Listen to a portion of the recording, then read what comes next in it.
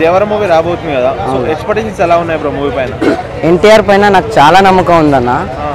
ఆ దేవర మూవీ మీద చాలా ఎక్స్పెక్టేషన్స్ ఉన్నాయి, కానీ అది వచ్చే వరకు కొంచెం ఎక్సైట్మెంట్ ఉంది. వచ్చాక ఏమవుతుందో తెలియదు. ఎందుకంటే నిన్న మొన్న సలార్ వచ్చింది. సలార్ పైన చాలామంది చాలా ఎక్స్పెక్టేషన్స్ పెట్టుకున్నారు, కానీ అందులో హీరోకి కొన్ని డైలాగ్స్ లేవు. ఇంకోటి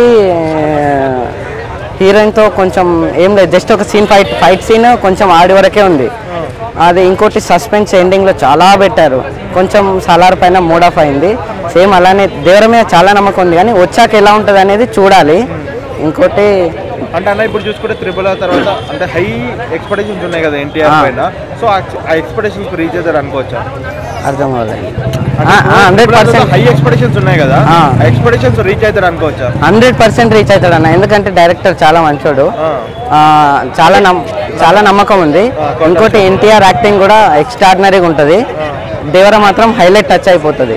అంటే ఇప్పుడు చూసుకుంటే కొరటాల శివకి లాస్ట్ మూవీ ఫ్లాప్ మూవీ కదా, సో ఫ్లాప్ మూవీ ఎన్టీఆర్ కి బిగ్గెస్ట్ హిట్, వాళ్ళిద్దరు కాంబినేషన్ లో వస్తుంది కదా, సో ఎలా ఉండబోతుంది అన్న?